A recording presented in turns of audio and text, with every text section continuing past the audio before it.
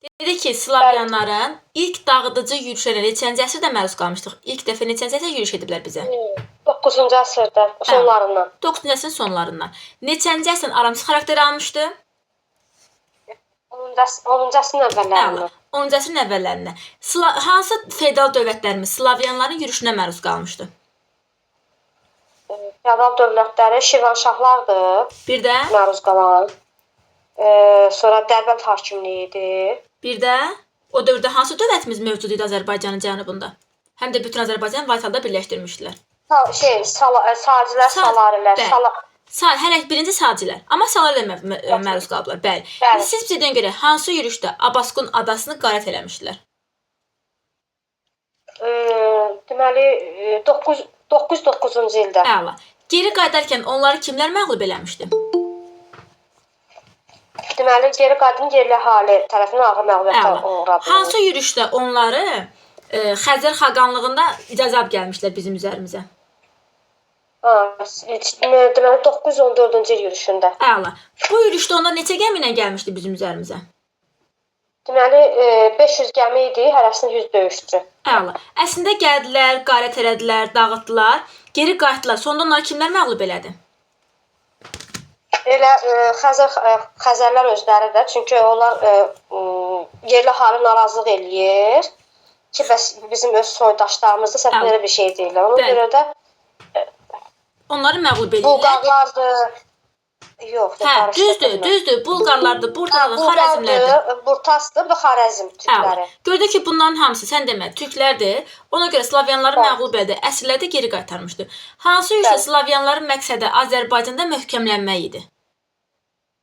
Deməli, əvvəlki yürüşlərdən fərqli olaraq 944-cü il yürüşündə onlar möhkəmlənmək istəyirdilər. Əla. Amma 944-cü möhkəmlənmək istəsələr də neçənci ildə geri qayıtdılar? Deməli 944-də çox qalmırlar da, 6 ay qalırlar da burada. 945-ci geri qayıtmışlar. Qayıtmaqların səbəbi nə idi? Niyə geri qayıtdılar 45-ci ildə? Deməli, əsasən xəstəlik yayılır. O Slavyan ordusu arasında, yəni özlərinin arasında xəstəlik yayılmışdı. Həm də müqavimət var idi da, yəni əhali mübarizə aparırdı, həm də ki yoluxucu xəstəliklər. Ona görə qayıdırlar. Məcbur qalıb geri qayıtmışlar. O zaman bizə Bağdagü Məmməd deyəcək. Bağdagü Məmməd hansı yürüş... Səbahat Məmməd. Səbahat Məmməd. Bildim. Səbahat Məmməd, hansı yürüşdə Slavyanlar Sara adasına yürüş edir, geri qayıdanda da onları bu dəfə Şirvanşahlar məğlub eləyir? 910-cu il yürüşündə. Bəli. Sara adasını qayıt etdikdən sonra onlar hara hücum eləmişdilər? Sara oradan Gilana. Əla. Amma Gilana da geri çəkilən kimlər məğlub elədi? Şirvanşahlar. Hansı yürüşdə onlar Mübarəkə adlı kənddə bir sahilə çıxıb oranı qarət eləmişdilər? Mübarəkə adlı kəndə. 14-cü il yürüşü olardı. Neçə yürüşü? 914. Anar Səhifdə yox idi. 944-cü, yeni kitablarda var. 944-cü yürüşündə hücum edirlər. Bəli. Bu 944-cü yürüşdə məqsəd nə idi? Niyə yürüş eləmişlər? Bərdəni tutmaq və möhkəmlənmək. Azərbaycanda möhkəmlənmədi. Bilirik ki, bu dövrdə Bərdə kimin tərkibində idi? Salarilər dövləti. Əla. Əslində Salari hökmdarı Mərzbar Məhəmməd 30 minlik qoşunu götürüb getmişdi köməyə. Amma niyə geri qayıtdı? Qərb tərəfdən paytaxtda hücum eləyirdi Mosul hakimi onun üçün. Ona görə bu geri qayıtdı. Amma Slavyanlar da çox qalmamışdı. Neçənci ildə geri qayıtdılar? 5-ci ildə geri döndülər. Geri dönmələrin səbəbi də aralarında bir yoluxucu xəstəlik yayıldı. Bir də yerli əhalinin müqaviməti. Əla. 45-ini deyə bilərmi ki, Slavyanlar geri qayıdanda Bərdəni yandırıb qayıtmışdılar? Bəli. Bəli. Burada ən məşhur bazar hansı bazar idi? Kürkü bazarı. Kürkü bazarıdır. Nizami Gəncəvi hansı poemasında Bərdə faciəsini təsvir eləmişdi? Sirlər xəzinəsi. Yoxsa? İskəndərnamədə. İskəndərnamədə. Neçənci ildə Dərbənd hakimi özü şəxsən Slavyanlar çağırır ki, gəlin yerli əhaliyə qarşı mənə kömək eləyin. 987-ci ildə Əla. Hətta deyir, çağırır. Sonra deyil onlardan ibarət bir demək özünə dəstə saxlayır. əla. Mühafizə dəstə. Mühafizə dəstə saxlamışdı. O zaman bizə İlhamə Məmməd deyəcək. İlhamə Məmməd neçənci ildə Slavyanlar yürüş edir?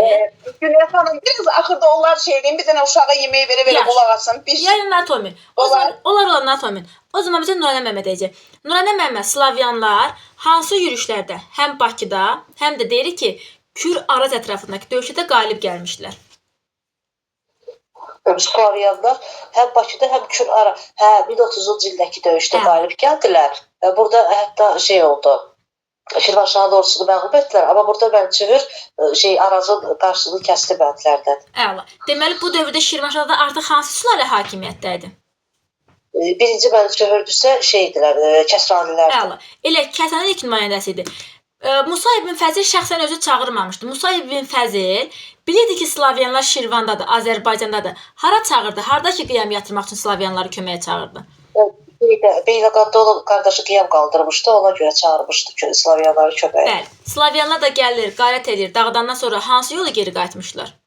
Onlar çoxlu hədiyyələrdə Bizans yolu ilə geri qayıdırlar. Əla. Slavyanlar hansı yürüşdə tək yox, alanlarla, sərlərlə birgə gəlmişlər? 1032-ci ildə alan sərlərdə gəldilər. 10.000 adam öldürdülər. Əsas məqsədləri Şamaxını dağıtmaq idi. Sonra 1033-cü ildə ancaq alanlar da gəldi Slavyanlar. Əla. Amma yenə məğlub olmuşlar. 32-ci ildə gələndə Slavyanlar bunları kimlər məğlub eləmişdi 909 yürüşünə oxşar olaraq? Bunları yerli əhali məğlub eləmişdi. Əla. Bir Dərbənd hakimi, bir də yerli əhalinin köməyi ilə məğlub oldu, geri qaytardılar. Neçənci ildə və kimin dövründə Slavyanların Azərbaycana yürüşünün qarşısı alındı? 1175-ci ildə 3-cü Görgü köməyinə 1-ci Axistan almışdı. Əla. Deməli 1-ci Axsistanla Şirvanşah hökmdarı 3-cü Görgü dost idi. Yəni yerlə dəyişdim. Bəs 3-cü Görgü ilə qiyamı yatızdırmışdı. Ona görə ona qarşı üsyan baş vermişdi. Onda Axistan ona kömək eləmişdi. 73-də. Bu da buna 175-də kömək eləmişdi. Bəs bu 3-cü Görgü hansı Azərbaycanın hökmdarına mübarizə aparmışdı? Aralarında bir döyüş baş vermişdi. 3-cü Görgü demək 160-90 Azərbaycan hökmdarı idi. Şeylərdə, Eldənizlərdə də müəllim. Eldənizlə 63-cü Naxçıvan döyüşü. 63 Naxçıvan döyüşü. O zaman bizə Günel Məmməd deyəcək. Günel Məmməd, Slavyanlar hansı yürüşdə Xəzər xaqanlığından icazə alaraq gəldilər ki, icazə verin, gedək, sizə çoxlu qənimət gətirəcəyik buradan. Deməli, 1914-cü il yürüşü idi. Xəzər xaqanının icazəsi ilə gəldilər, amma qaydanda Xəzər xaqanlığının elə əhalisi də türk olduğuna görə soydaşlarına qarşı haqsızlıq olduğunu gördülər və əsirlər geri qaytarıldı. Əla. Hansı yürüşdə əsas hücum hədəfi Şirvan, Yezidiyyə idi? Burada 10.000 adam öldürmüşdülər. Əsas hücum onu deməli 30-cu illə 1030-cu il yürüşü sırf Şirvan dövlətinə hücum idi. 32-33. Sırf əsas hücum hədəfi Şirvan olan 32-33-dür. Hətta burada deyir ki, 10.000 adamı öldürmüşlər. Amma siz dediyiniz Kür-Araz yaxınlığında, Bakı ətrafında döyüşlər baş vermiş neçənci yürüşündə? Olmuşdu 4-5-ci yürüş idi də, mənim 30-cu ildə, əla. Bəs neçənci Dərbənd hakimi Slavyanları köməyə çağırmışdı yerləyənlərə qarşı mübarizə üçün? 987-ci ildə. Əla. İndi siz bizə deyən görə Qafqazın başlıca... Mən gəldim Günel xanım, haçan lazımdır verəm. indi gələcək, sizə gələcək, bəli. İndi Günel Məmməd dedi ki, Qafqazın başlıca şəhəri, Aranın anası, hansı şəhərimizdir? Bərdə. Deyir ki, Bağdadla eyniləşdirilən şəhərimiz hansıdır? Bağdadla eyniləşdirilən. Bağdadla eyniləşdirilən, Bağdaddan üstün şəhərimiz Təbriz şəhəri idi. Bağdadla eyniləşdirilən şəhər də Bərdə idi. Elə Bərdə şəhəri idi. Bəs Saf qızıla bənzədilən şəhərimiz hansı şəhər idi? Saf qızıl. Bəli, Əl-Müqəddəs Təbriz olacaq. Bəs suyu odsuz qızdırılan müalicə hamamları olan şəhərimiz hansıdır? Bu şəhər həm də sərhəd şəhəridir. Aranın sərhəd şəhəri. Gəncə, Məmməd. Yox, Tiflis. Aranın sərhəd şəhəri Tiflis idi. Bəs Səlcuq canişinliyin mərkəzi hansı şəhərlərim? Səlcuq canişinliyin mərkəzi. Gəncə. Bir Gəncə, bir də Bərdə. Beyləqan. Beyləqan şəhəri. Bir də Beyləqan idi. Bəli, 15-ci əsrə qədər əsas liman şəhərimiz hansı şəhər idi? Dərbənd şəhəri. Dərbənd şəhəridir. Bəs Familə Məmməd, bu dövrümüzdə ikinci liman şəhərimiz hansı şəhər idi? İkinci liman şəhərim Bakı mənim. Bəli, Bakı şəhəridir. Bəli, Bakı şəhəridir. Hamı zəhmət olmasa çıxın təkrar edin. Zəhmət olsa çıxın təkrar. Yaxşı. Səsim çox exo verir.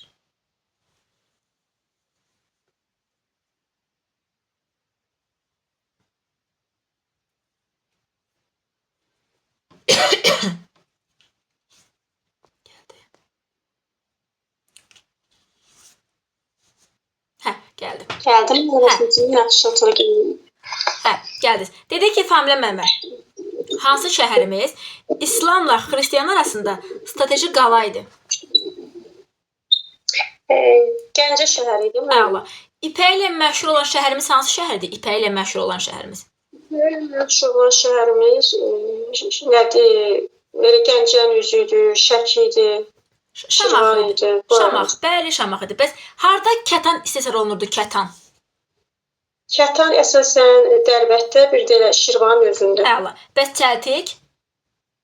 Çəltik Lənkəranda, bir də Şəkidə. Əla. Bəs ipək? İpək də elə ən əsas mənim Şirvan idi, Şamax tərəfdə, Gəncənin özüydü, Bərdəni də deyirdilər. Bəli, Şəkidir, Şirvandır, Bərdədir. Aranın anası, Qafqazın başlıca şəhəri hansı şəhərdir? Bərdə şəhəri. Bərdə şəhəridir. 9-11-ci əsrlərdə Azərbaycanda hansı vergilər mövcud olmuşdu? Torpaq vergisi nə idi? Torpaq vergisi. Torpaq vergisi əsası mənim mülk idi. Torpaq mülkiyyət forması. Torpaq demirəm, vergi. Vergi. Vergi üşür. Elə bir mükəlləf təxənnüs. Əsas vergi üşür idi. Amma bir də zəkat idi. Bir də zəkat. Bəli. Amma biz bunu əvvəlcə keçəndə demişdik ki, üşür vergisi müəyyən vaxtdan sonra yenidən nə adlanmağa başlamışdı? Onda bir vergisi. Xərac. 9-11-də üşür, daha sonra xərac adlanmağa başlamışdı. 9-11-ci əsrdə əsas torpaq mülkiyyət forması nə idi? Divan idi, xalisə idi, iqta idi, mülk idi və ictimai idi, amma əsası mülk idi. Əsası mülk idi. Deməli, ərəblərin dövründə bəs əsası nə idi? Xərac idi də, yox, torpaq forması. Xərac vergidir. Yadıma düşsün. Biz ərəblərdən ilcə torpaqlarını deyirsiniz? Yox, divan. Ərəblərin dövründə əsas torpaq mülkiyyət forması divan idi. Divan. Bu dərsin içindən deyirsiniz, ona görə deyim. Divan. 9-11-ci əsrlərdə isə qarşılıq deməsən ki, yadımızda qalsın. Ərəblərin dövründə divan, 9-11-ci əsrdə mülk idi. Bəs deyirik ki, dini idarələrə, məscidlərə, məqbərələrə məxsus torpaqlar necə adlanır? Əla, vəqf adlanır. O zaman bizə Nuray Məmməd deyəcək. Nuray Məmməd 9-11-ci əsrdə Azərbaycanda kəndli iki qrupa bölünürdü. Hansı qruplar idi? Axşamınız xeyir. Hər vaxtınız xeyir olsun. Uluc kəndlər, bir də azad kəndlər. Nədir uluclar? Uluclar feodallardan asılı olan kəndlər idi. Bunlar əsasən düzənlik bölgədə yaşayırdılar. Azadlar isə maldarlıqla məşğul olanlar idi. Dağlıq bölgədə yaşayırdılar. Amma hər ikisi dövlətə vergi verirdilər. Vergi verirdilər. Bu uluc kəndlər necə oldu ki, yarandı? Uluc kəndi kəndlərə məxsus olan torpaqlar sonradan ərəb feodallarının əlinə keçir. Bəli. Bu torpaqlar aslı vəziyyətə çevrilirdilər də, yəni uluca çevrilir. Əla.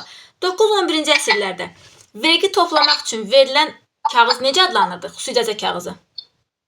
Qəbalə adlanırdı. Ümumiyyətlə, feodal dövlətlərimizin dövründə vergilərin miqdarı artmışdı, yoxsa azalmışdı?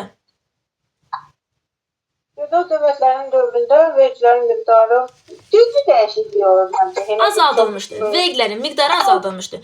Bu dövrdə müsəlmanlardan əmlaka görə hansı vergi alınırdı? Bu xümus zəkat vergiləri. Əla. Səlcuq canişinliyin mərkəzi hansı şəhərlərimiz idi? Səlcuq canişinliyin mərkəzi. Səlcuqda Gəncə ilə Beyləqan. Beyləqan idi. Suyu odsuz qızdırılan müalicə hamamları olan şəhərimiz hansı şəhər idi? Bu Tiflisdir, çünki orada çoxlu kükürtlü bulaqlar var. Əla. Hansı şəhərimizi Əl-Müqəddəsi saf qızıla bənzədirdi? O Təbrizdədir. Təbriz şəhəridir. Hansı şəhərimiz Gürcüstana, Qara dəniz sahillərinə gedən yolun üzərində yerləşirdi? Gəncədir. Gəncə şəhərdir. Hansı şəhərimiz ən böyük liman şəhər, həm də kanalizasiya sistemi var idi? Bu Dərbənddir. Bəli. Bəs ikinci liman şəhərimiz? 15-ci əsrə kimi olurdu, ən böyük liman, sonra Bakı olurdu. Bəli, əvvəlcə Dərbənd, sonra Bakı olacaq. O zaman bizə Sevda müəllimə deyəcək. Sevda müəllimə, siz bizə deyin görək. Deməli 9-11-ci əsrlərdə əsas torpaq mülkiyyət forması nə oldu? Əsas torpaq. Divan. Yox. Dövlətə məxsus forma. Hə, deyil. Divan dövlətə məxsusdur. Bəs ən geniş yayılanı, əsas torpaq mülkiyyət forması hansı idi? Xalisə. Yox, mülk. Mülk idi. Amma deyirik ki, 9-11-ci əsrlərdə çox da bir dəyişiklik yox idi ərəblərin dövründə. Xırda bir dəyişiklik vardı ki, divan torpaqları neçə hissəyə bölünmüşdü? Necə dedik də? Bəli, hansılar idi? Xalisə. Dövlət Divan bir də xalisə bəli, torpaqlar dövlət idi. torpaqları. Dövlətə məxsus torpaqlar divan idi. Xalisə isə əmlakçı xalisə, bir də ki xanədan adlanırdı da. Əla. Hökmdara və sülalələrə verilən torpaqlar idi. Əla. Amma hansı torpaqlardır ki, əvvəlcə kəndliyə məxsus idi, sonra bizim feodalların yox, ərəb feodalların asılılığına düşmüşdü bu torpaqlar, keçmişdi onların ixtiyarına. Bu ilcə torpaqlar idi. İlcə. Bəs icma nə torpağı idi? İcma kəndlərə məxsus torpaqlar idi. Əsasən onların ixtiyarında olanda otlaqlar, biçənəklər, belə torpaqlar onlara idi. Elə vergilən ən ağırlığı hansı torpaqlar üzərinə düşürdü? İcma torpaqlarının üzərinə düşür. İcmaların üzərində. Atropatena Sasanlərin tərkibində olan zaman hansı yazı sistemindən istifadə eləmişdi yazıdan? Pəhləvi yazı sistemi. Əla. Amma deyirik ki, Albanların öz əlifbası, öz yazısı vardı. Bizə bunu nə sübut eləyir? Deməli 52 hərfdən ibarət yazılarının olduğu göstərilmişdi. Bu da ki, yazılı 3-cü əsrə aid Romadan yazılı məlumatların göndərilməsi, sonra Alban dilində tərtib olunmuş sənədlər. Bəli, deməli həm Romaya yazılı məlumat göndərirdilər, həm də Alban dilində fərman tərtib olunmuşdu. Ümumiyyətcə Musa Kalankatlı yazısı olan xalqlar deyəndə kimlər nəzərdə tuturdu? Kimlər deyirdi ki, bunların yazılı? Bunlardan Albanları, bir də Midiyalıları xüsusi qeyd etmişdi. Bəs başqa kimlər idi? Yahudilər var idi, İspanlar var idi, Yunanlar var idi, Romalılar. Əla. Bunlar yazısı olan xalqlar idi. Sirdə Məmməd, 7-8-ci əsr Ərəb ağalığı dövründə hansı memarlıq abidələri inşa olunmuşdu? Deməli, Ərəb ağalığı dövründə inşa olunan 7-ci əsrdə. 7-8-ci əsrlərdə. Tərtər çayı üzərində körpü var idi, Əla. Bərdədə. Sonra bir də Şamaxıda Cümə məscidi Əla. var idi, bir Bir də də Tiflisdə hamam kompleksi. Əla. Deməli Şamaxıda Cümə məscidi 8-ci əsr, bəs Şamaxıda Sündü məscidi 920-ci il 10-cu əsr idi. 10-cu əsrdir. Əla. O zaman bizə Səbahat Məmməd deyəcək. Yox, Bağdagü Məmməd deyəcək. Bağdagü Məmməd 9-11-ci əsr Azərbaycanda memarlıq abidələri hansılar idi? 9-11-ci əsrlərdə deməli Xudafərin körpüsüdür, Neçənci? 2007-ci ildə. Sonra Gəncənin qala qapılarıdır, 1063-cü ilə aiddir. Sonra Lerikdə Oğlan qala.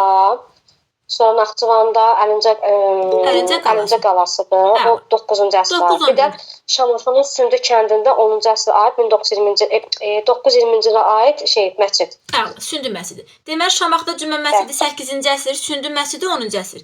Naxçıvanda Əlincə qalası nedir? 9-cu əsr. Biz sizinlə bir də keçmişik. Naxçıvanda Əlincə körpüsü. O neçənci əsrə aiddir? Naxçıvanda Əlincə körpüsü o sonrakı dövrə aiddir. Səhvləmirəmsə 16-cı əsrdə. 16-cı əsr. Deməli, qalası 9-cu əsr, körpüsü 16-cı əsrdir. Bağdagü Məmməd, Şabranda Çıraq qala neçənci əsrdə inşa olmuşdu? Şabranda Çıraq qala. Şabranda Çıraq qala o səhvləmirəmsə 3-7-ci əsrlərə aiddir da. Amma bunun əsrini xüsusi vurğulayır. 5-ci əsrə, yəni 5-ci əsrin səhvləmirəmsə 2-ci yarısıdır. 5-ci əsrin 2-ci yarısı. İndi siz bizə deyin görə Ağdərədə hansı memarlıq abidəsi vardı Ağdərədə? Ağdərədə deməli Çarabkert. Çarabkert idi. Deməli Lerikdə Oğlan qala idi. Bəs Ağoğlan hardaydı? Laçında. O Laçındaydı. Bəs Kiş məbədi? Şəkidə. Əla. Yuxarı Əskipara kəndi yaxınlığında qala kompleksi hardaydı? Qazaxda. Əla. Bəs Cavanşir qalası? İsmaildadır. Çıraq qala? Şabranda. Əla, Şabrandaydı. Neçənci ilə idi? Bu dövrdə dedik ki, hansı şəhərimiz Bağdadla eyniləşdirilmişdi? Bağdadla eyniləşdirilən deməli. Bəli. Aranın başlıca şəhəri, Qafqazın Bərdə. Bəli, Bərdədir. Bəs Bağdaddan üstün olan saf qızıla bənzədilən şəhərimiz hansı şəhər oldu? Bağdaddan. Bu ilk dəfə Rəvvadilərin paytaxtı olmuşdu. Ərdəbil. Rəvvadilərin paytaxtı ilk dəfə hara olub? Təbriz.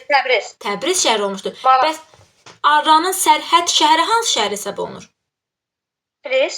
Bəli, bu da Tiflis şəhəridir. O zaman bizə Səbahət müəllimə deyəcək. Səbahət müəllimə, siz bizə deyin görə 3-7-ci əsr memarlıq abidələrində hansı sədlər inşa olunmuşdu? 3-7-ci əsr.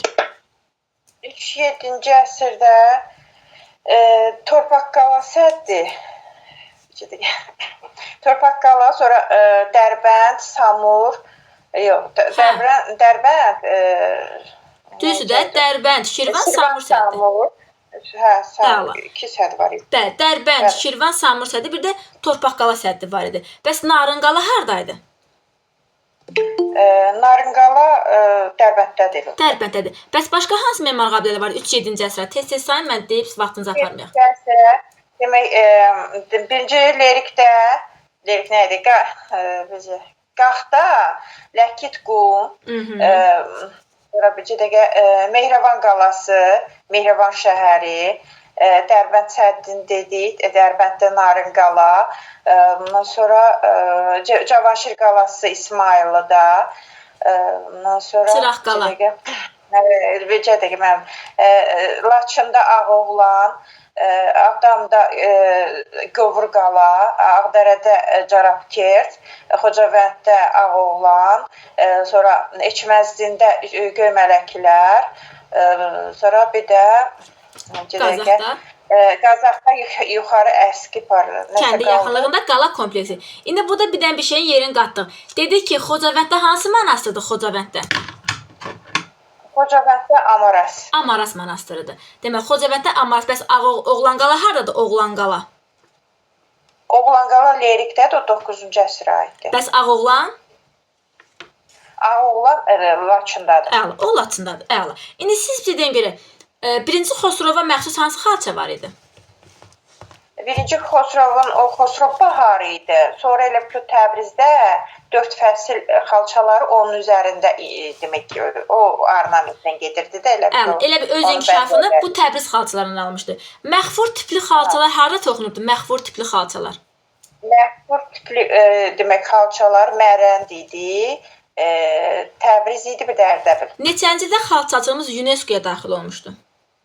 2010. 2010-cu ildə. O zaman bizə İlhamə müəllimə deyəcək. İlhamə müəllimə, siz bizə deyin görə, dedi ki, Slavyanların Azərbaycana birinci yürüşü, 10-cu əsrdə birinci yürüş neçənci ildə baş vermişdi Slavyanların?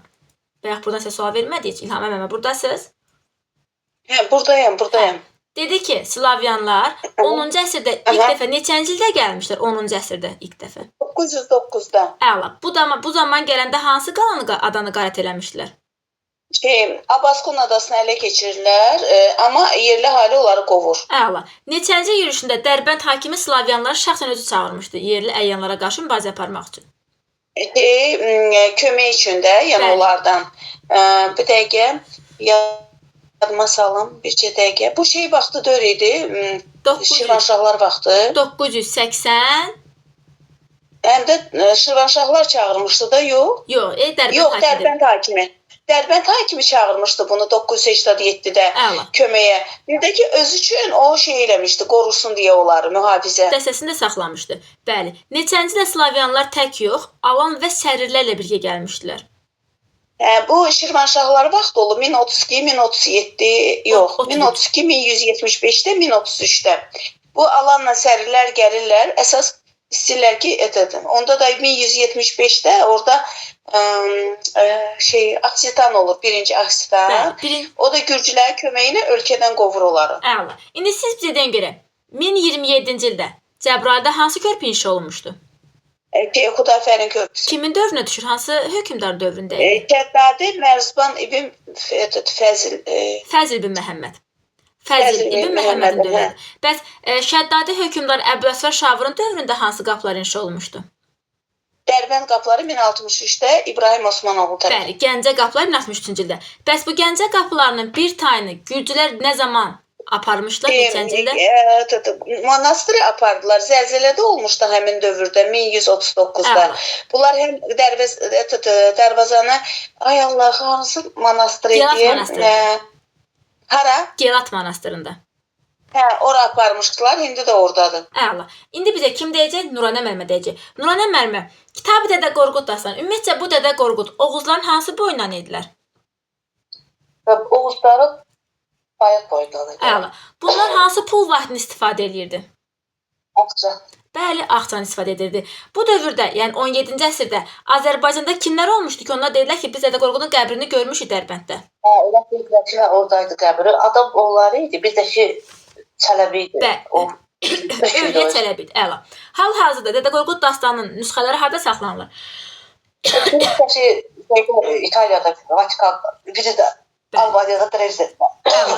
Neçənci ildə Heydər Əliyev qərar verir ki, Dədə Qorqudun 1300 illiyi keçirilsin? 1990-cı ildə deyil, bəli 2000-də keçirilir, 2013-də də heykəl qoyulur. Əla. Bu nağıl hissəsini keçirəm. Bəli, abidəsi 13-cü ildə qoyulmuşdu. İndi Nurədə müəllimə, siz bizə deyin görə Azərbaycana Səlcuqların ilk axını neçənci əsrdə olmuşdu? İlk axın, ilk gəlişləri. İlk Səlcuqların axınları 10-cu əsrdə başlayıb da. Yox, onu yox. Səlcuqlar, türk axınları, Səlcuqların axınları. Azərbaycana Səlcuqların ilk gəlişi neçənci əsrdə olub? Səlcuqların ilk gəlişi. O 1-ci əsr olur da. Bəli, amma neçənci 10 illik 11-ci əsrin? Onlar erkən orta əsr, o 1-ci əsrin Elə ilk 10 erkən orta əsrlərdə olublar. Biz siz necədir? Bu bəzən 20-28 deyirlər rəvvadilərin gəlişi. Səlcuqların ilk gəlişi 11-ci əsrin ilk 10-dur. Yəni 1010-a qədərdir. 1010-cu ilə qədər ilk dəfə Azərbaycana gəliblər. 1010-cu ilə qədər. Hətta deyir ki, bu gəlişlərdə onlar haralara getmişlər, haralara yürüş eləmişdilər?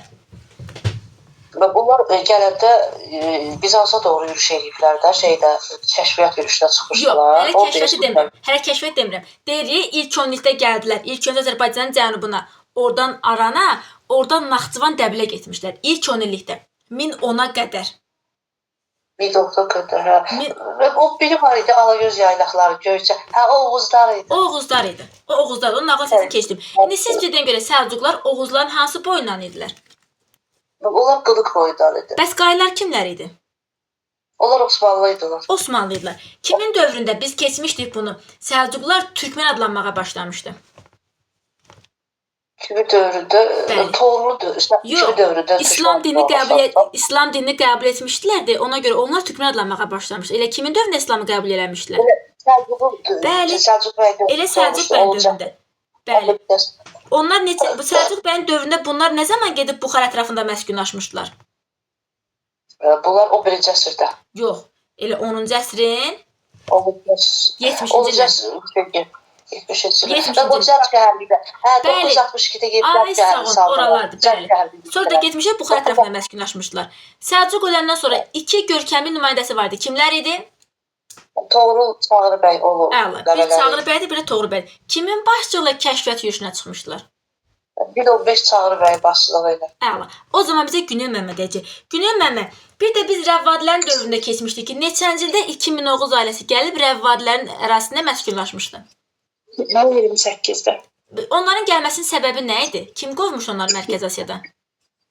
Deməli, onlar Qəznəlilərə qarşı orada üsyan eləmişdilər. Ondan sonra Mahmud Qəznəli onları qovmuşdu və rəvvadi hökmdarı Vəhsudan onlara öz ərazisində yer vermişdi. Əla. Rəvvadilər arasında Oğuzların məskunlaşmasının rəvvadilərə yaxşı yoxsa pis təsir ola bilər? Yaxşı, təbii ki. Bəli, təbii ki. Türklər məskunlaşmışdılar. Bizansa qarşı sərhəddə məskunlaşmışdılar. Eyni zamanda o Bizans erməni güclərə qarşı sərhəd rolunu oynayırdılar. Əla. İndi dedik ki, Çağrı bəyin başçılığı 1015-də kəşfiyyat yürüşünə çıxmışlar. Bu yürüşün nəticəsində hansı əraziləri Səlcuqlar nəzarətə almışdılar? Bizansa kəşfiyyata çıxmışdılar. Bəli. Aran idi, Dəbil idi, nəzarətə alındı. Sonra Naxçıvan ətrafı. Bəli, bir də Naxçıvan ətrafı. Bəli. Bunlar nəzarətə almışlar. Səlcuq dövləti neçənci ildə mövcud olmuşdu? Böyük Səlcuq dövləti. Səlcuq dövləti 1038-dən 1157-yə qədər mövcud olmuşdu. Əla. 3 paytaxt olmuşdu. Hansı şəhərlər paytaxt idi? Deməli, iş paytaxtı olmuşdu. Deməli, Nişapur 1043-cü ildə də Nişapurdan Reyə köçürüldü. Reyə kim köçürmüşdü? Toğrulun dövründə, birinci Toğrulun dövründə. Köçürməsinin səbəbi nə idi?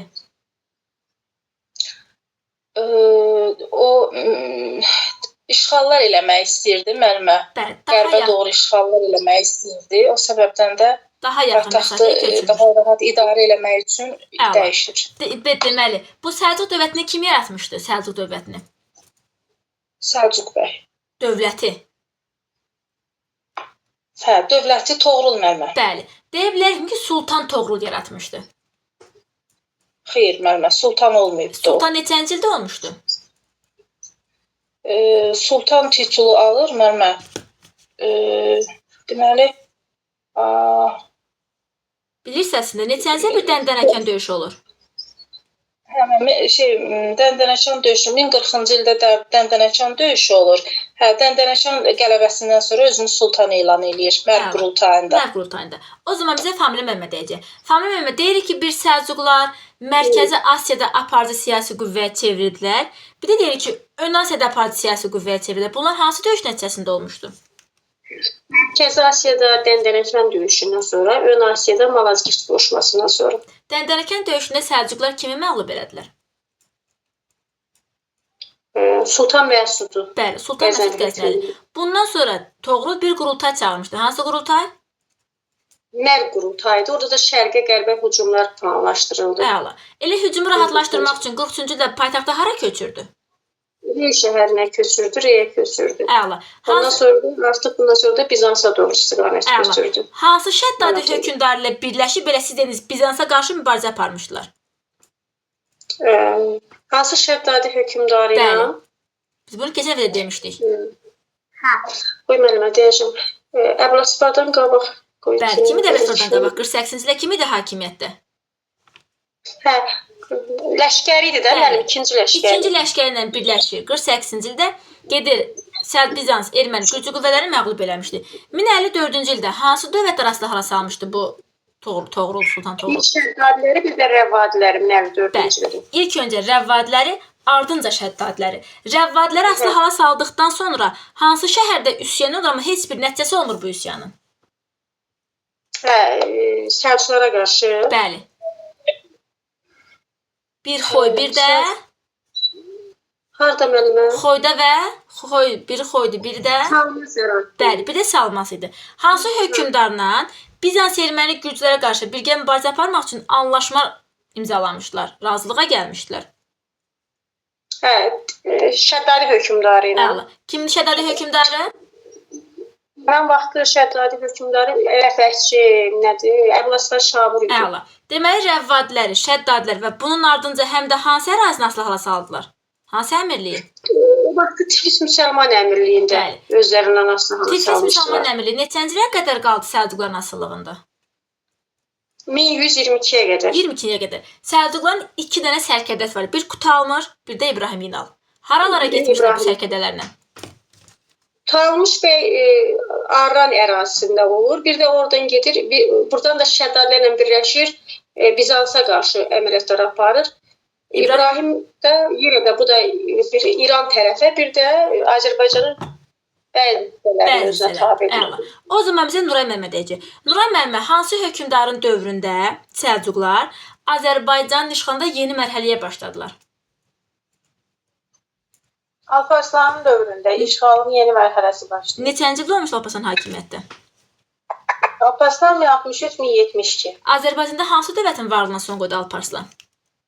Alparslan Rəvvadilərin. Deməli 1054-də Rəvvadi, Şəddadi, Tiflis əmirliyi Toğrulun dövründə asılı salınır. 65-də Rəvvadiyə son qoyur Alparslan, 1088-də də Şəddadiyə son qoyur Məlikşah. Əla. Bəs Azərbaycanın işğalını Səlcuqlar neçənci ildə başa çatdırır tamamilə? Bu 1066-cı ildə Şirvanşahların işğalı ilə. Əla. Bu dövrdə Şirvanşah hökmdarı kim idi? Fəribüz. Bəli. Bəs göndərdiyi sərkərdə kim idi? Alparslan kimi göndərmişdi Şirvanşahlara? Alparslan Qaratəkini göndərmişdi. Qaratəkini. Yürüşün nəticəsi nə oldu? Şirvanşahların cəzası nə olmuşdu? 12 il müqavimətin cəzası. Hə, onlar şah titulunu itirmişdilər, Məlik adlanmağa başlamışdılar. Əla. Deyirik ki, Səlcuqlar hansı döyüşdən sonra Ön Asiyada aparıcı hərbi siyasi qüvvəyə çevrildilər? Hə, bu Mərkəzi Asiyanı Dəndənəkən döyüşü ilə deyirik, 1040-cı il. Əla. Ön Asiyanın Azgirt döyüşü ilə deyirik 1071-ci il. Kimi Bir məğlub? də bu bundan öncəki 2023 nəşrində orada var ki, deyir dünya tarixi əsas döyüş nöqtəsi Malazgirt döyüşüdür. Bəli, böyük bir döyüşdə əvvəllər var idi, düzdür. Döyüş nöqtəsi hesab olunur. Səlcuqların dövründə döyüş nöqtəsi hesab olunurdu. Bu döyüşdən sonra döyüşdə kimləri məğlub eləmişdi Səlcuqlar? Bizansı məğlub eləmişdi. Kim idi Roman Diogen. Əla. Deyə bilərəm ki, aralarında bir saziş də imzalanmışdı. Bəli, 50 il müddətinə bir saziş imzalanmışdı. Xərac verməyə məcbur idilər. Lazım gələndə hərbi qüvvə ilə kömək etməli idilər. Sonra qulağını deşdirir, halqa saldırır ki, göyə sən bu gündən mənim qulumsan. Əla. Və siz bizə görə Səlcuqların ən güclü hökmdarı kim idi? Ən çiçəklənmə dövrü Məlikşahın dövrü. Neçənci ildə hakimiyyətdə olmuş Məlikşah?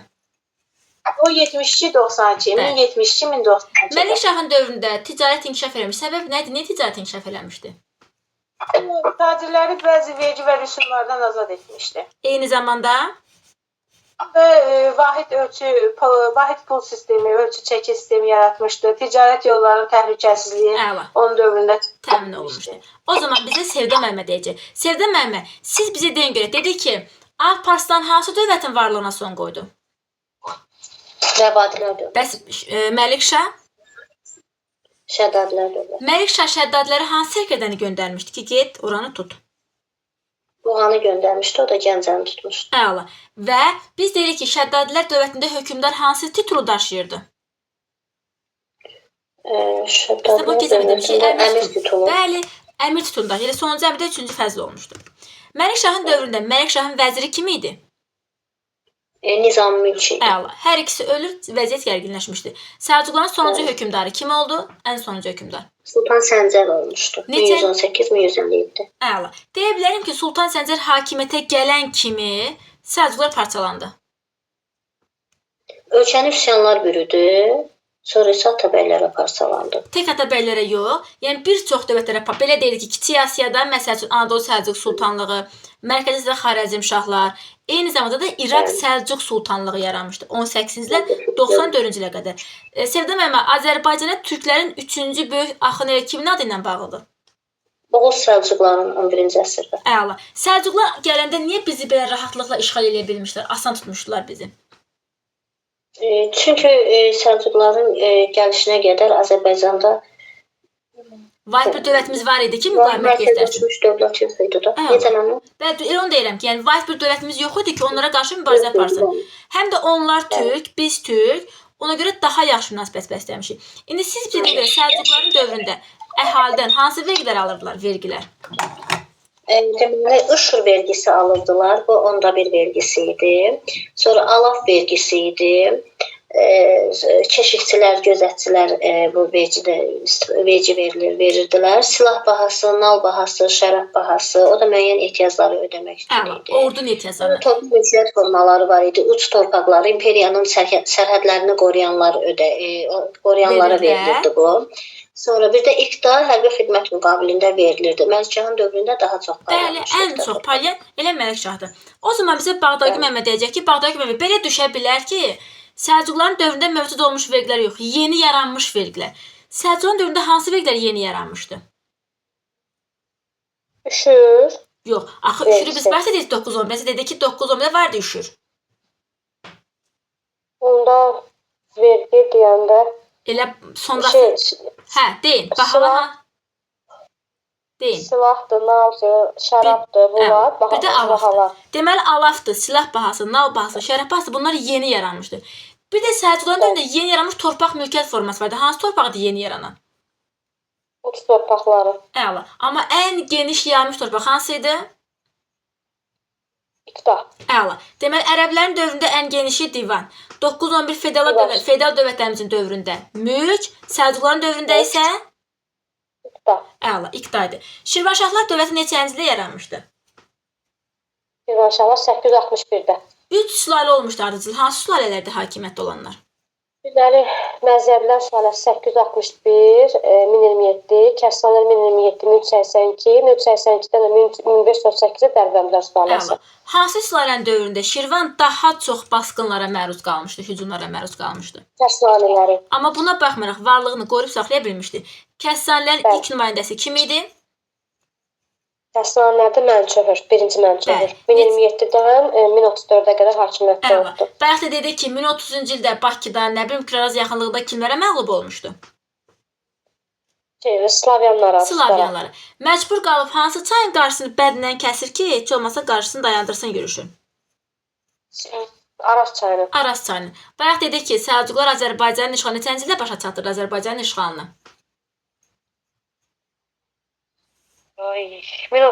1066. Haran tabe olması ilə. Şirvanın tabe olması Şirvan tabe ilə. olması ilə. Bu dövrdə Şirvan hökmdarı kim idi? Deməli, birinci Fəribürs. Bəli. Birinci Fəribürs Səlcuqlara neçə min dinar xərac verməyə boyun oldu ki, sizə bundan sonra bu qədər xərac verəcəm. Deməli, 40 min xərac verməli idi dinar. Aha. Bir də onun titulu əlindən alınır, Şirvanşah titulu əlindən alınır. Sadəcə Məlik adlanırdılar hakimləri. Bir də daxili müstəqilləri görüb saxlayırdılar. Bəli, yəni xarici olmasa daxili müstəqilləri var idi. Bayaq da dedik ki, Bəli. Məlikşah ölür, Nizami öləndən sonra müəyyən qədər Səlcuqlar zəifləyir deyə neçənci əsrin sonunda yenidən bunlar müstəqil olmuşdular. Şirvanşahlar deyir, Bəli. 11-ci əsrin sonlarında. 11-ci əsrin sonlarında. O zaman bizə Səbahat Məmməd deyəcək. Səbahat Məmməd bu dövrdə Gürcülər kimin vasitəsilə Səlibçilərlə əlaqə yaradıb Səlcuqlara qarşı ittifaq yaratmaq istəyirdilər? Bizans vasitəsilə. Əla. Elə bu dövrdə Gürcülər kimlərlə birləşib Səlcuqlara qarşı ittifaq yaratmışdılar?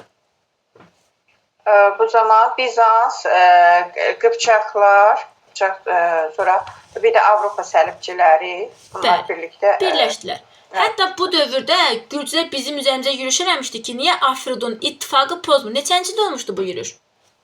20-ci il idi, Qəbələni dağıtdılar onu bəhanə. Bəs hansı yürüşdə Şirvanşahlar bu dəfə də Şamaxını, Şabranı dağıtmışdılar? Buğurda ələ keçirmişdilər. Bu da demək 1123-cü ildə Səlcuqları məğlub eləyib, buradakı Səlcuqların hakimiyyətinə son qoyandan sonra artıq əslində elə Davidin məqsədi burada özünün mövqeyini möhkəmlətmək idi.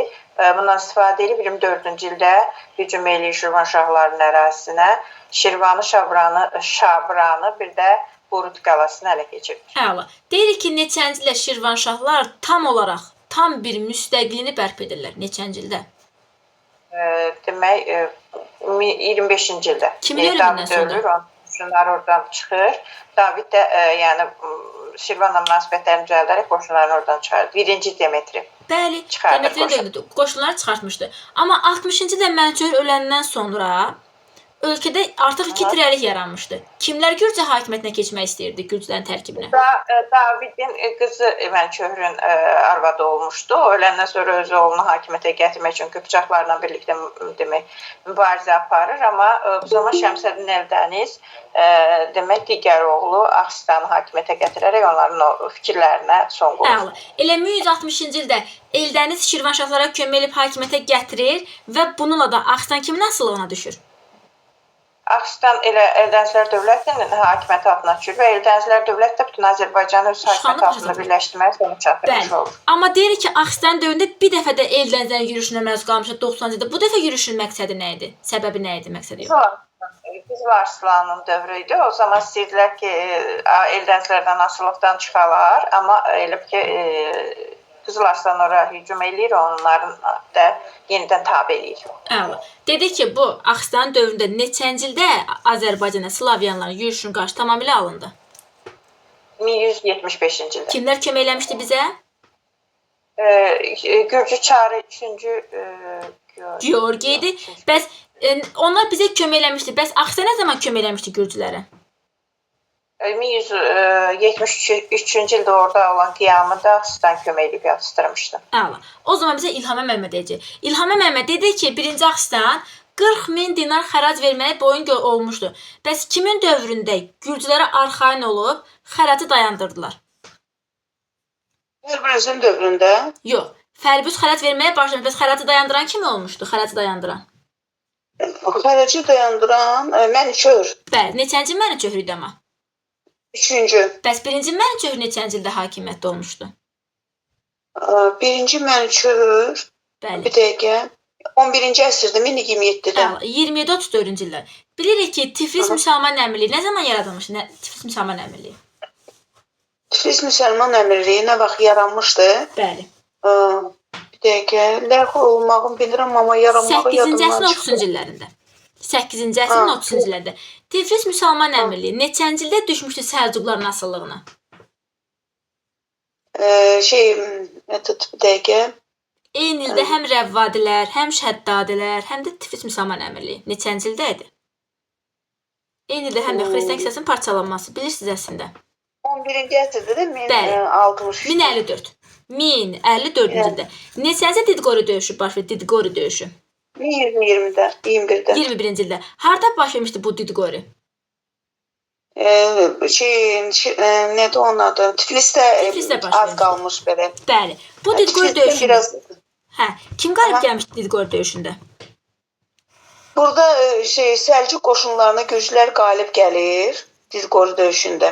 Bəli. Ondan sonra bunlar Səlcuqlardan Şirvanşahlar asılılığına da son qoyur. Əla. Bəs gürcülər nə zaman Tiflis müsəlman əmirliyinin varlığına son qoydu? 1122-də. 22-ci ildə. Paytaxtı da keçdilər Tiflisə. Tiflisə keçirmişlər. Neçənci ildə İraq Səlcuq sultanı Sultan Mahmud Şirvana yürüş eləmişdi. İraq Səlcuq sultanı. Mahmud. Bəli, Sultan Mahmud. Bir dəqiqə. Şirvana. Mən yadıma salam.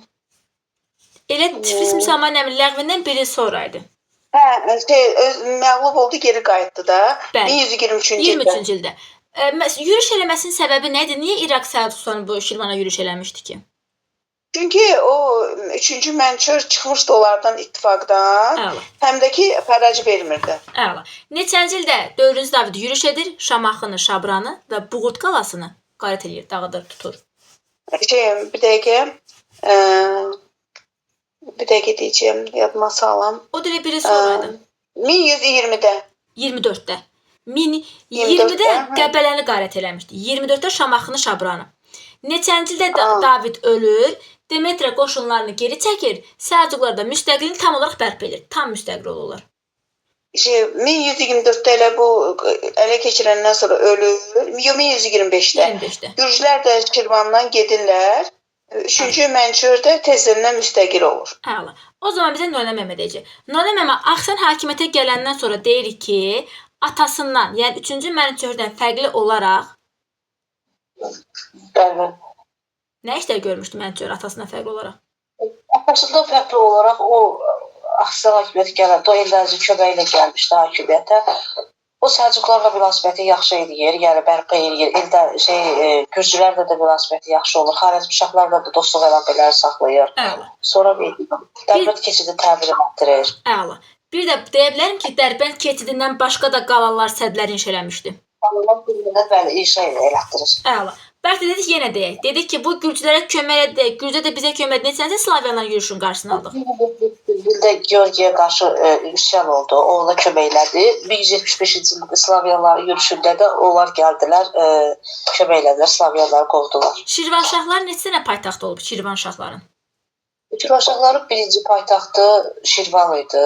918-də Şamaxı idi. Əla. Son olaraq Zəlzələdən sonra da Bakı idi. neçənci zəlzələ baş verdi? 1192-ci ildə. 92-ci ildə. Nurəli Məmməd, dinin günəşi kim idi? Şəmsəddin Eldəniz. Şəmsəddin Eldəniz. Deyirik ki, Atabəylər dövlətini yaradanlar kimlər olub əvvəlcə? Atabəylər dövlətini yaradanlar əvvəllər kimlər olub? Bəli. Atabəylər dövləti İraq Səlcuq sultanlığının dağılması nəticəsində yarandı da. Yox, deyirik ki, bu böyük Səlcuq dövləti parçalanır. Onun yerində yaranan dövlətləri kimlər yaradırdılar? Səlcuq dövlətində nə işləmiş şəxslər yaratmışdılar? Qulamlar şeylərində sərkərdəlik deyir. Bəli, qulamları, qulları. Elə Şəmsəddin onların bir qulları idi. 1100 hələ dövlət yaratmamışdı. Bu Şəmsəddin Eldəniz kimin sarayında əmir rütbəsinə qədər yüksəlmişdi?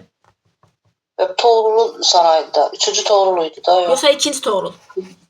Yox, 2-ci Toğrul. 3-cü Toğrul da birisi idi Aslan, Qızıl Arslan. Yox, Qızıl Arslan yox. 3-cü Toğrul kimin atabəyi idi? 3-cü Toğrula kim atabəy elan olmuşdu?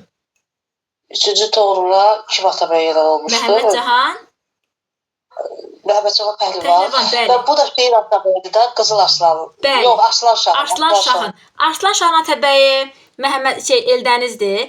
3-cü Toğrulun atabəyi Məhəmməd Cahan Pəhləvandır. Bəs Əbu Bəkirin atabəyi kimdir? Əbu Bəkirin atabəyi.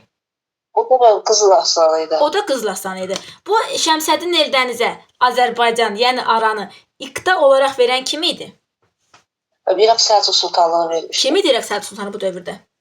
İkinci Toğrul. Yox. İraq Səlcuq Sultanlığı. Sultan kim? Sultan Məsud. Məsud. İraq Səlcuq Sultanı Sultan Məsud iqta kimi Azərbaycanı verdi Eldənizə. İqamətgahı hansı şəhər idi Eldənizin bu dövrdə? İqamətgah Bərdənin anası Bərdə şeydi. Bəli. Sonra Naxçıvanlı paytaxt seçərək dövlətin əsasını qoydu. Əla. Neçəncə yaranmışdı Atabəylər dövləti? 136'da. Neçəncəyə qədər mövcud oldu? 136'da 1157-ci ilə qədər. Yoxsa 1225? Ay 1225 Cəlaləddin Xarəcmi Şaha Bəli, Cəlaləddin. şeylər var. Səlcuqlarla qatız. 1225-ci ildə Cəlaləddin gəlir, Atabəylərin varlığına son qoymuşdu. O zaman bizə Güney Məmməd deyəcək. Güney Məmməd Atabəylər dövləti Azərbaycanın cənubunda yoxsa şimalında yaranmışdı? Şimalında. İlk paytaxtı, Van şəhəri. ikinci paytaxt, Birinci Naxçıvan idi. Sonra deməli Məhəmməd Cahan Pəhləvan 1175-ci ildə paytaxtı köçürür. Hara köçürdü müəllimə? Həmədana köçürdü. Həmədana köçürdü. Ən son Həmədana olaraq da köçürür. paytaxt son olaraq. Həmədana köçürür. Həmədandan da Təbrizə. Təbrizə gedəcək. Əla. Şəmsəddin Eldəniz neçənci ildə bütün Azərbaycan işğalını başa çatdırdı? 1160-da. Əla. Oğlu Məhəmməd Cahan Pəhləvan kimi neçə minlik qoşun yaratmışdı? 50 minlik qoşun mənlə. 50 minlik qoşun yaradır. İri feodallara qarşı mübarizə aparır və bunun dövründə hansı şəhərimizdə zəlzələ baş vermişdi Eldənizin dövründə? Eldənizin dövründə 1139-cu ildə Gəncə şəhərində zəlzələ baş verdi. Və bundan istifadə edən gürcülər Gəncənin qala qapılarını apardılar. hal-hazırda harda saxlanır bu qala qapılar? Gürcüstanda saxlanılır mənlə, Gürcüstanda. Əla. Gelat monastırı. Gerat monastırında. 1160-cı illərin əvvəllərində gürcülər hansı şəhər ələ keçirdi? 1160-da mənlə. Bəli, 60-ın əvvəllərində, 60-cı illərin əvvəllərində. İlk öncə Dəbil, 60-ın əvvəllərində. ilk öncə Dəbil, Deməli mən birinci Dəbil şəhərini ələ keçirdilər. sonra Sonra Ani şəhərini ələ keçirdilər.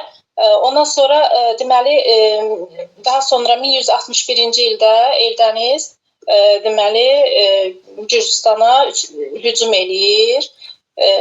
61 yox. İlk Və öncə 1160 tələsməyin, bir dəqiqə.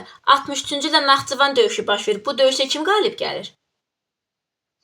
Eldəniz qalib gəlir. Əla. Və neçənci ildə birbaşa Gürcüstana yürüş edir?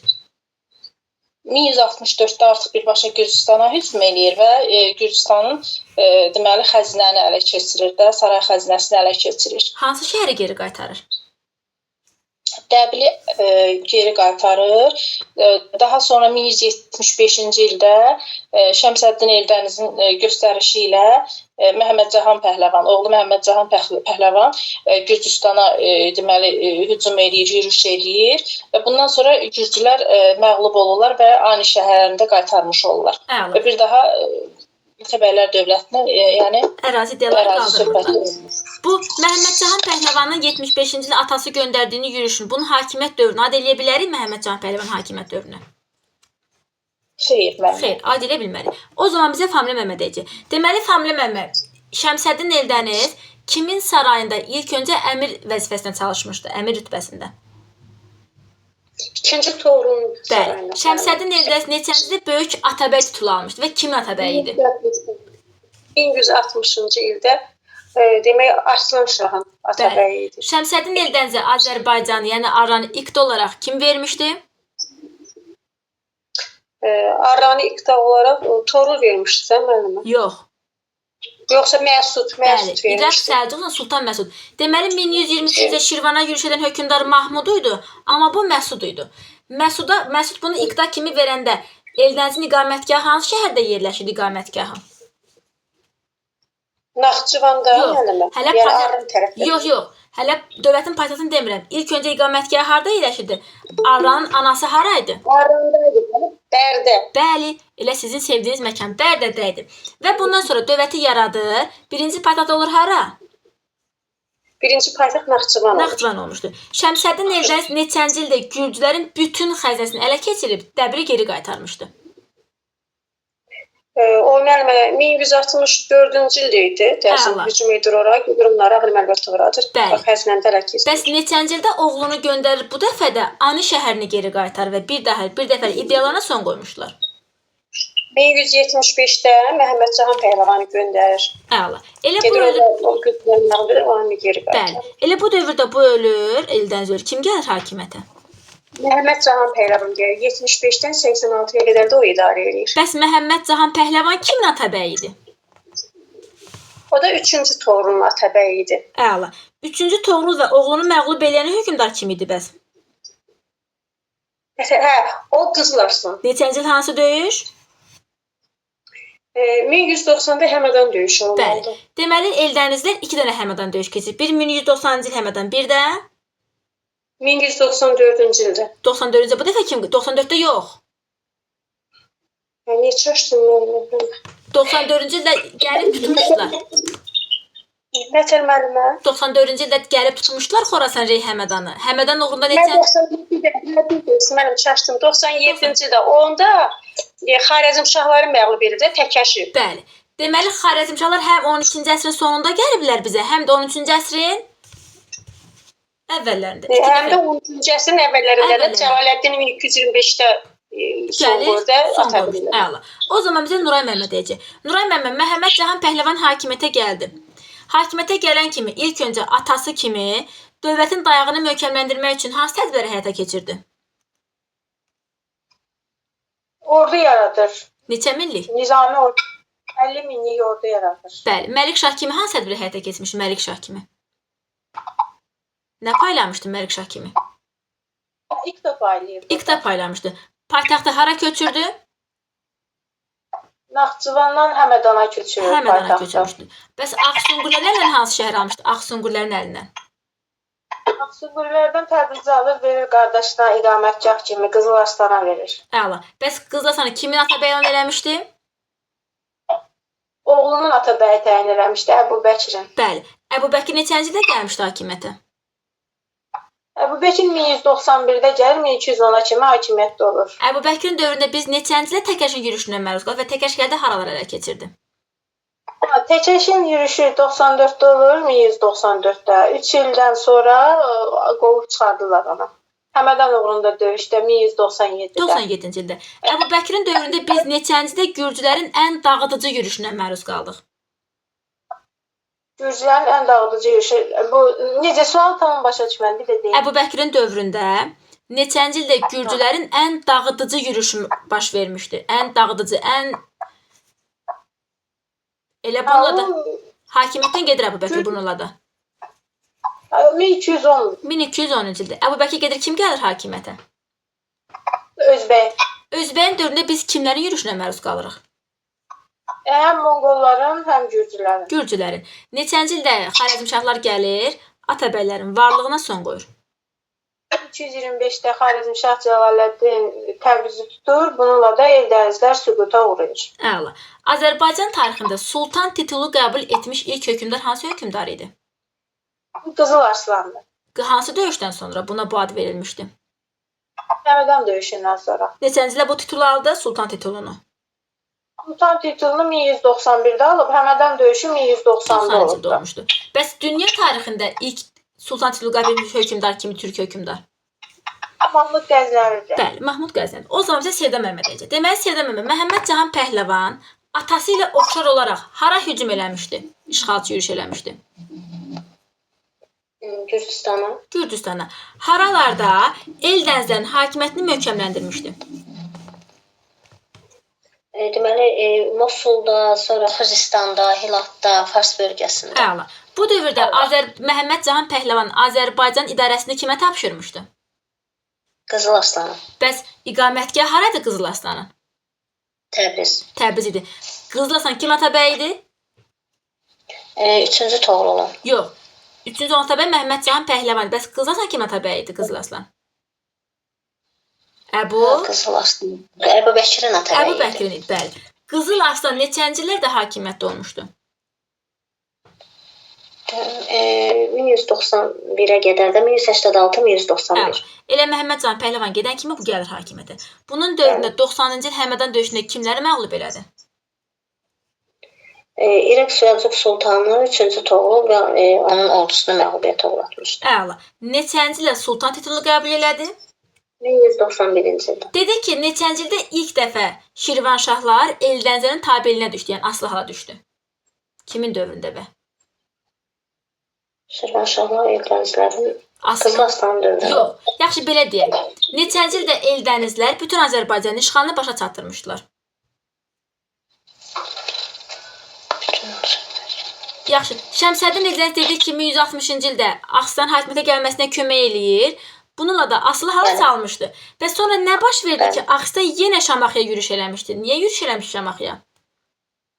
Gürcü çarın qoşunları yürüş eləmişdi, ona görə də. Yox, Axistan istədi ki, müstəqil olsun. Ona görə yürüş edib yenidən asılılığını bərpa eləmişdi. Bu Qızıl Arslanı kimlər öldürmüşdü Qızıl Arslanı? Qızıl Arslanı iri Səlcuq əmirləri sui-qəsd təşkil eləmişdi. Hansı ki, o döyüşdəki torpaqların əllərindən almışdı. Onlar sui-qəsd təşkil Bəli, Qızıl Arslanı öldürmüşlər. Kim yürüş edib Xorasanı, Reyi, Həmədan ələ keçirmişdi? Xarəzmşah Cəlaləddin. Yoxsa Təkəş? Xarəzmşah Təkəş. Neçənci ildə? 94-cü 94-cü ildə. 94. 4-cü ildə. Neçənci ildə Eldənizə dövlətinin varlığına son qoyuldu? Atabəyləri. 1225-ci ildə Cəlaləddin son qoydu. Kim idi sonuncu hökmdarı? Özbək. Bəli, Özbək dövründədir. O zaman bizə Bağdagün Məhəmməd deyəcək. Bağdagün Məhəmməd, siz bizə deyin ki, deməli Atabəylər dövləti neçənci ildə mövcud oldu? Deməli 1136-dan 1225-ə qədər. 25-ə qədər. 50 minlik ordu yaradan hökmdarlar hansı hökmdarlar oldu? Necə? 50 minlik ordu yaradanlar hansı hökmdarlar olmuşdu? 50 minlik ordu yaradanlar. 50 minlik ordu Eldəniz. Bir də oğlu kim idi? Məhəmməd Cahan Pəhləvan. Əla. Məhəmməd Cahan Pəhləvan dövründə Məhəmməd Cahan mərkəzi hakimiyyəti möhkəmləndirmək üçün hansı tədbirləri həyata keçirmişdi? Deməli, vilayət idarəsini, vilayətlərin idarəsini öz övladları arasında bölüşdürmüşdü. Bir də ki, iqamətgahı Təbriz olan Azərbaycan idarəsini, sonra Aranın ilə bir ki verir qardaşı Qızıl Arslana. Bir də onun oğlu Əbu Bəkir, bir də onun oğlu Əbu Bəkiri elə bir ki təyin edir də, Atabəy təyin edir. Əla. Əbu Bəkirin dövründə kimin yürüşünə məruz qaldıq? Əbu Bəkirin dövründə Xarəzmşah hökmdarı Təkəşin. Əla. Həm Xarəzmşahlar, həm də kimlərin yürüşünə məruz qalmışdıq? Əbu Bəkirin dövründə yoxsa ümumiyyətlə? Əbu Bəkirin dövründə. Həm Xarəzmşahların, həm də həm Xarəzmşahların, həm də Gürcülərin. həm də Gürcülərin. Həm də Gürcülərin. Bağdagün Məhəmməd, intibah mədəniyyətimiz hansı mədəniyyət? İntibah mədəniyyəti. Neçəncəsi mədəniyyəti? İntibah mədəniyyəti 11-12-ci əsrdə 11-12-ci mədəniyyətidir. İntibah mədəniyyətimizin ən böyük nailiyyəti nə idi? Deməli, türk dili. Əsas vahid ünsiyyət dili idi. Çevrilmişdi. Bu dövrümüzdə 12-ci əsrdə inşa olunmuş müdafiə tikirlərimiz hansı tikirlərdir? Müdafiə tikirləri. 12-ci əsrdə inşa olunmuş 12-də. Deməli, 12-ci əsrdə inşa olunmuş Şamaxıda Gülüstan qalasıdır. Aha. Sonra Boğaz qalasıdır. Sonra Mərdəkandır Bakıda. Bir də ki Qız qalasıdır. Bakıda Qız qalası idi. Bu dövrdə hansı memarlıq məktəbinin əsası qoyulmuşdu? Hansı şəhərin memarlıq məktəbinin əsası qoyulmuşdu? Naxçıvan. Kim idi bu memarlıq məktəbinin əsasını qoyan şəxs? Cəmi Əbu Bəkiroğlu. Bəs Qız qalası. Bəs Qız qalasının memarı kim idi? Məsud Davudoğlu. Məsud Davudoğlu idi. Naxçıvan memarlıq üslubunda tikilmiş memarlıq abidələrimiz hansılar idi? Deməli, Naxçıvan memarlıq üslubunda Yusuf Yüksəyiz, Yox. Onlar Naxçıvanda inşa olunanlardır. Naxçıvan memarlıq üslubunda inşa olunanlar. 3 dənə idi. Marağada. Marağada O zaman onu dilə Səbət Məmməd. Səbət Məmməd deyin görə hansılar oldu? Naxçıvan memarlığı üslubunda inşa olunanlar. Marağada Göykumbəz, Urmiyada 3 günbəz, bir də Culfada Sərdabələr. Əla. Bayaq da dedi təkrar eləmiş olaq. Dedi ki, Şamaxıda Cümə məscidi neçənci əsrdə oldu? Şamaxıda Cümə məscidi 11-ci əsr. 8-ci əsr. Şamaxıda Sündü məscidi neçənci ildə oldu? Sündü məscidi. 920-ci. 920. Bəs Ərdəbildə Cümə məscidi? Ərdəbildə Cümə məscidi 11-ci əsr. 11-ci əsrdə. Bəs Bakıda Sınıq qala? O da 11-ci əsrdir. Ondan sonra orada 12-ci əsrə aid Naxçıvandakı Göykümbəz, nədir? Marağadakı Göykümbəzdir. Bir də Culfada Əlincə çay xanəgahı. İndi siz bizə Memar Əcəbinin Naxçıvanda inşa elətdirdiyi memarlıq abidələrini sayın. Möminə Xatun türbəsi, Yusif İbn Kisir türbəsi, Cümə məscidi, Eldənzilərin sarayı, bir də Darülmülk. Bəli, bir Darülmülk Eldənzilər sarayıdır. İndi siz bizə deyən görə bu dövrümüzün görkəmli həm astronom, həm də alimi kimidir? Astronom alim. Fazil Fərid. Yox, astronom alim. Astronom alim. Məhki Əl Bərdəyi. Məhki Əl Bərdəyidir. Siz dediyiniz ulduz cədvəlinin müəllifi kim idi bəs? Ulduz cədvəlinin müəllifi? Bəli, astronomumuz, məşhur astronom. Bayaq dediniz axı. Fazil Fəriddin Şirvani. Fazil Fəriddin Şirvani. Bəli. Keçən dəfə demişdi ki, hansı Şəddadi hökmdarı Arran Şah adlandırmışdılar? İkinci Ləşkər. Kimi adlandırmışdı? Onu Qətran Təbrizi. Qətran Təbrizi. Bilirik ki, Nizamiyyə mədrəsəsi neçənci ildə inşa olunub və kimin dövründə? 1066-cı ildə Alparslan dövründə. Bəli. Nizamiyyə mədrəsəsində biri var dərs deyən alim, biri var təhsil alan. Dərs deyən kimdir, təhsil alan kim idi? Dərs deyən Xətib Təbrizidir. Orada təhsil alan amma Ömər Gəncəyi. Ömər Gəncəyidir. Dini görüşlərinə görə öldürülən filosof kim idi bəs? Eynəlqüzət Miyanəçi. Eynəlqüzət Miyanəçidir. İntibah mədəniyyətimizin ən böyük nailiyyəti nə idi? Demək, ən böyük nailiyyət Türk dilinin elə ki, bütün ərazidə vahid ünsiyyət dilinə çevrilməsi. Əla.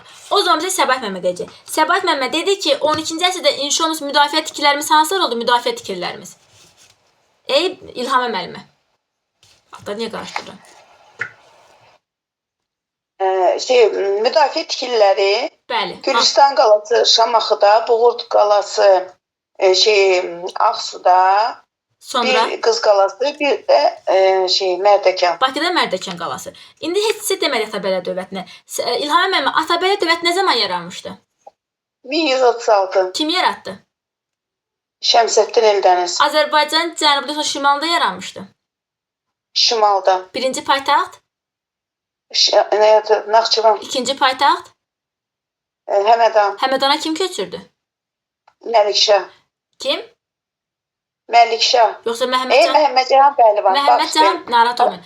Məhəmmədcan Pəhlivan. Bəli. Ağsunqurların əlindən hansı şəhər almışdı Məhəmmədcan Pəhlivan? Təbrizi. Təbriz şəhərini almışdı. Bəs Atabəylər dövlətinin varlığına kim son qoydu?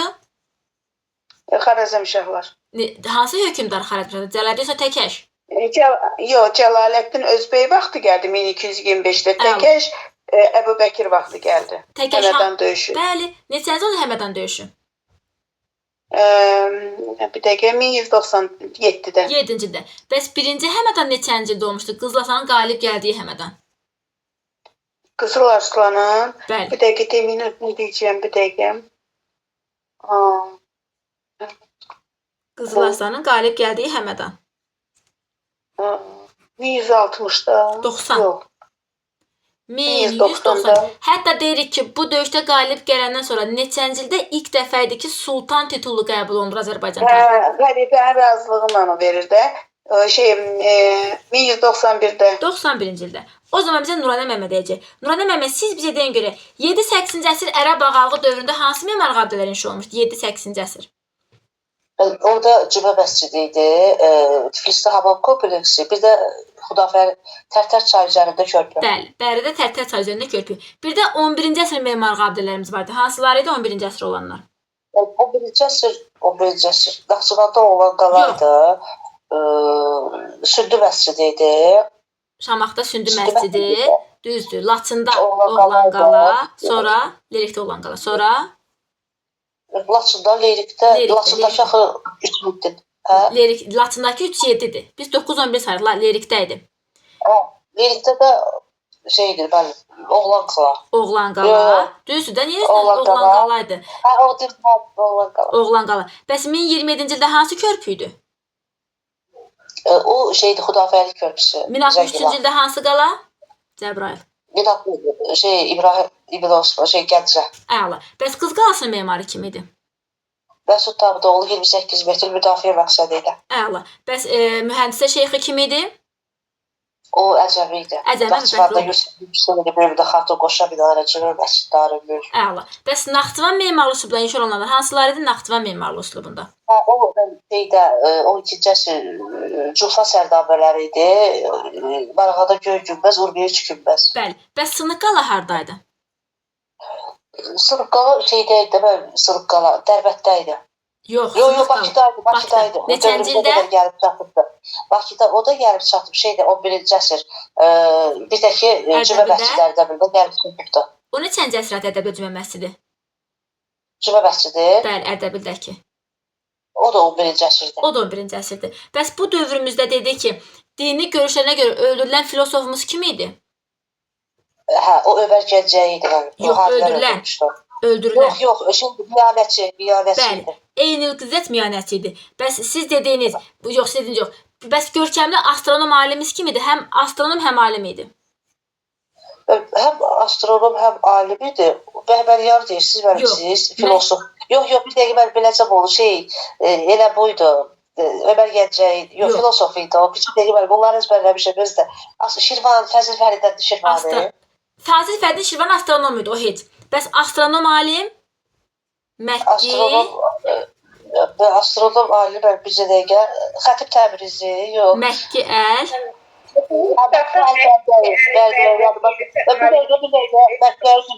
Biraz üzr istəyirəm mən, Bərdəyi idi. Onları yavaş xatırlayıram. Buna görə müdaxilə eləyəndə yadımdan çıxırım. Bəli, Məhki Əl Bərdəyi. Deməli, Nurhan Məmməd, astronom alim Məhki Əl Bərdəyi dini görüşlərə görə öldürülən kim oldu?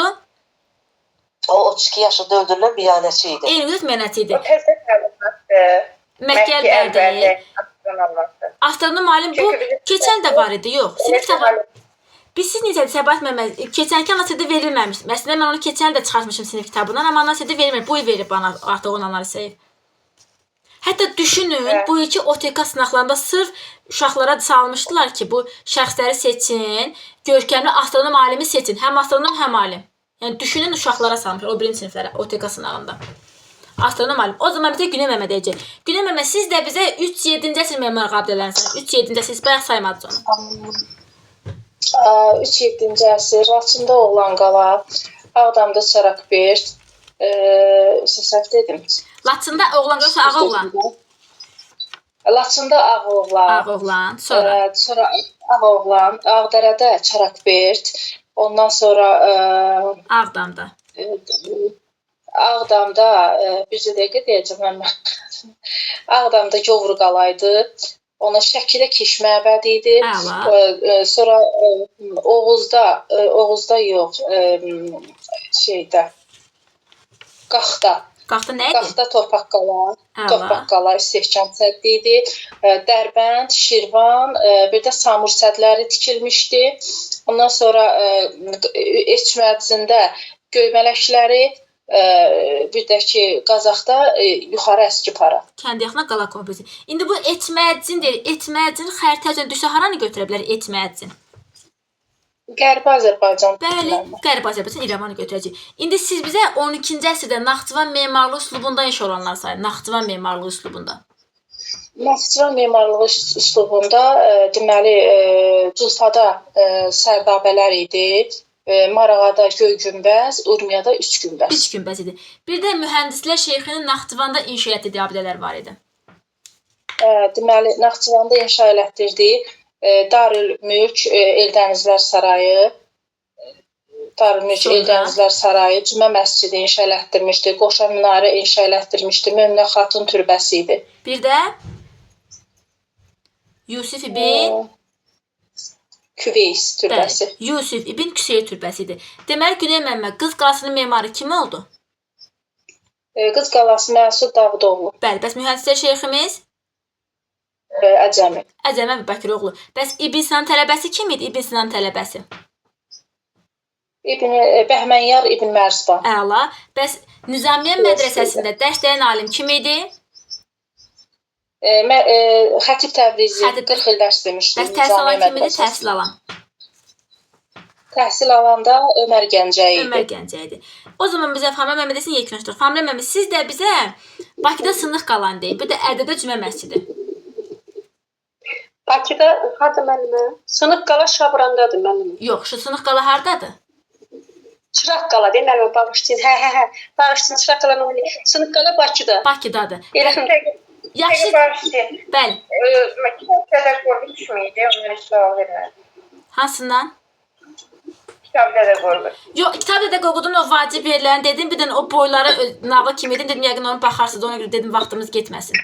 Boylardan da nəsə tezlər var idi ona görə. O zaman bizə Familya Məmmədəsiniz. Familya Məmməd, siz bizə deyin görə əhalinin oturaq həyata keçməsindən bəhs edən boy hansı boy idi? Deyək. Ay müəllimə, vallahi mən onu oxumamışam. Hövsələm də çatmır. O nağıl kimidir deyinə, heç baxmamışam. Ümumiyyətcə oxumamışam bu günləri. Elə o zaman siz bizə sıxarlarsanız onu soracağım. Onu Səbahət müəllimə deyərsiniz. Yaxşı, siz bizə deyin görə Səbahət Familya müəllimə, 12-ci əsrdəki müdafiə tikililərimiz hansı tikililər idi? Müdafiə tikililəri, bax müəllimə, Qız qalası idi, Mərdəkan qalasıdır, Ağsu çayın sayında Buğurtdur, Şamaxıda Gülüstan qalasıdır. Bəs Naxçıvan memarlıq üslubunda inşa olunanlar hansılardır? Naxçıvan memarlıq üslubunda. 5 dənə memarlıq abidəsidir. Yusif ibn Küseyirdir, Möminə xatundur, Qoşa minarədir, Darülmülkdür, bir də Cümə məscididir. Əla. Mühəndislər şeyximiz kim oldu? Mühəndislər şeyxi. Əcəmi Əbubəkiroğlu. Əla. Əcəmi Bəkiroğludur. O zaman bizə Nuray Məmməd deyəcək. Nuray Məmməd, siz də bizə 9-11-də memarlıq abidələri 9-11-i. 9-11-ci əsr bu Xudafərin körpüsü 1027. Aha. Sonra Qəbələ qapıları 1063. Aha. Şamaxıda Sülhəsidir 920. Bir də Əncə qalası. Əncə qalası. İndi siz bizə deyin görək, Dədə Qorqudun hansı boyunda deyirlər ki, ana haqqı Tanrı haqqıdır?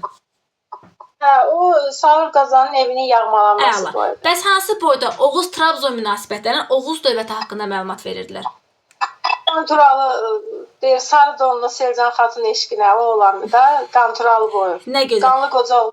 Bəli, Qanlı Qocaoğlu, Qanturalı boyu. Bəs Oğuzların oturaq həyata keçməsi və su dərmanlarından istifadə? Hə, o Dəli Domrul boydu. Həm də o İslamdan sonraki boy olduğu bilinir. Çünki deyir orada Əzrail mələyin adı çəkilir ona görə. Əla. Bəs hansı boyda deyirlər ki, dar gündə incikliyi unutmaq lazımdır, düşmənə qarşı vahid bir cəbhəyə atmaq lazımdır? O Bəkiloğlu İmran. Bəli, Bəkiloğlu İmran boyudur. O zaman bizə Seyda Məmmədə 12-ci əsr müdafiə tikilən sayısını yekun. Seyda Məmməd, siz də deyin, ürəyimizdə qalmasın. Hansı müdafiə tikililərimiz var idi 12-ci əsrdə? Neçənci əsrdə 12? Bəli, müdafiə tikililərimiz. Deməli, müdafiə tikililəri Qız qalası idi, Mərdəkan qalası idi, Gülüstan qalası, bir də Buğurt qalası. Əla. Deməli, Ağsuda Buğurtdur, Şamaxıda Gülüstandır. Biz bunu sizdən keçmişik. Şamaxıda Gülüstan qalası 12-ci əsr. Türbəsi neçənci əsr idi bəs? Gülüstan türbəsi 13-cü əsr. 13-14. Sarayı bəs Gülüstan sarayı Heydər Əliyevin dövründə. Bu 20-ci əsr. 80-ci illər. Saray 80-ci illər, türbə 13-14, qala 12-ci əsrdə idi. Mühəndislər şeyximiz kim oldu? Əcəmi Əbubəkiroğlu. Bəs Qız qalasının memarı? Yusif Qız qalası memarı Məsud Davudoğlu. Əla. Bəs öldürülən filosofumuz kim idi? Öldürülən Xətib Təbrizi. Yox, o alim idi, dərs demişdi. Öldürülən filosof, dini görüşlərinə görə. Hə, 30 yaşında öldürülmüşdü, Eynəlqizət Miyanət. Əla. Bəs görkəmli astronom alim? Astronom alim Məkkə idi. Məkkə Əlbərddə idi. İbn Sinanın tələbəsi kim olmuşdu? İbn Sinanın tələbəsi Bəhmənyar İbn Mərzban. Əla.